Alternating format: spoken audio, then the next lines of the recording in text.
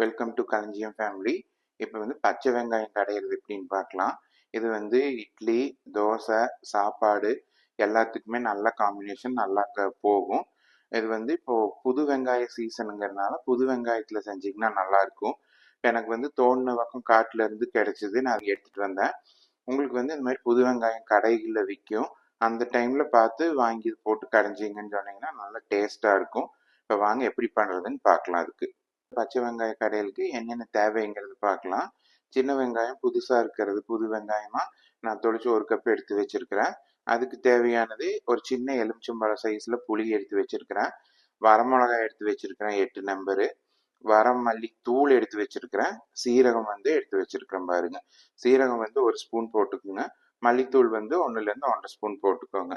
இந்த அளவுகள்லாம் நீங்க எடுக்கிற வெங்காயத்துக்கு தகுந்த மாதிரி மாத்திக்கோங்க. இப்போ வாங்க எப்படி பண்றதுன்னு பார்த்துடலாம். பாருங்க, இப்போ ஸ்டார்ட் பண்ணிடலாம் பண்றதுக்கு. அடுப்புல சட்டி வச்சுக்கலாம். வச்சுட்டு நம்ம எடுத்து வச்சிருக்கிற சின்ன வெங்காயத்தை போட்டுக்கலாம். கூட வந்து வரமிளகா போட்டுக்கோங்க எடுத்து வச்சது. இதெல்லாம் உங்க காரத்துக்கு தகுந்த மாதிரி நீங்க ஏறவோ தாழவோ போட்டுக்கோங்க. அதே மாதிரி இப்போ எடுத்து வச்சிருக்கிற புளி வந்து ஒரு லெமன் சைஸ், சின்ன லெமன் சைஸ் எடுத்து வச்சிருக்கிறேன். அதை வந்து ஊற்றி விட்டு போட்டுக்கோங்க. இப்போ தண்ணி ஊற்றி வேக வச்சிடலாம். பாருங்க, தேவையான அளவு தண்ணி ஊற்றிக்குங்க. பாருங்க, நம்ம தண்ணி ஊற்றி வெங்காயம் போட்டது இப்படி இருக்குது. இந்த புளியெல்லாம் இப்படி கரைஞ்சிருக்குது. இன்னும் கொஞ்ச நேரம் வேகணும். இப்போ லைட்டாக கொஞ்சம் உப்பு போட்டுக்கலாம். பாருங்க, இப்படி இருக்குது. இப்போ கொஞ்சம் உப்பு போட்டுக்குங்க, கல்லுப்பு. இந்த உப்பு காரமெல்லாம் உங்களுக்கு தகுந்த மாதிரி போட்டுக்கோங்க. நான் இப்போ இவ்வளோ போடுறேன்.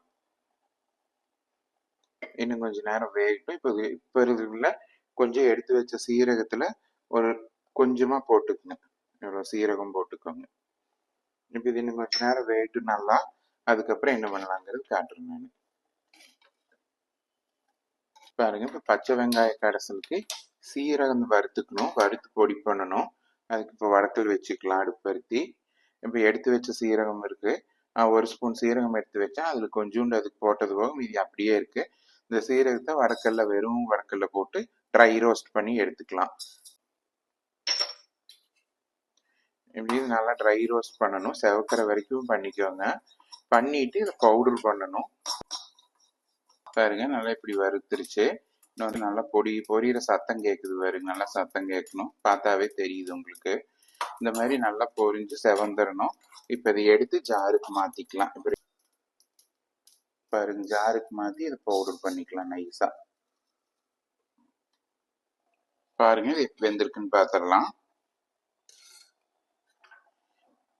வெந்துருச்சு. இது கரெக்டா வெந்துருச்சு. இப்போது இது வெந்தது.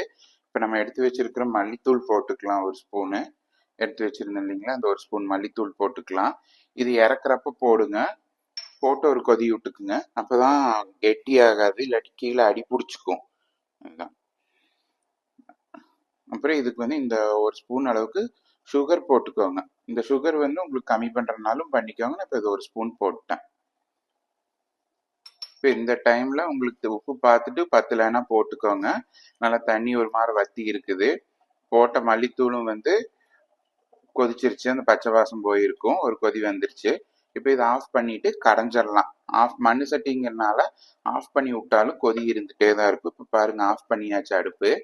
இன்னும் கொதி இருந்துட்டே தான் இருக்கும். ஒரு 2 நிமிஷம் சூடு ஆறுனதுக்கு அப்புறம் அது கடைஞ்சிட்டு எப்படி இருக்குன்னு காட்டுறேன் நான் உங்களுக்கு. பாருங்க, இப்போ நம்ம கடைஞ்சாச்சு. சின்ன வெங்காயம் கடைஞ்சிட்டு வந்தாச்சு. இப்போ நம்ம அரைச்சி வச்சிருக்கிற சீரகத்தூள் வறுத்து அரைச்சு வச்சிருக்கிறோம் பொடி பண்ணி நைஸா. இந்த சீரகத்தூள் போட்டுக்கலாம்.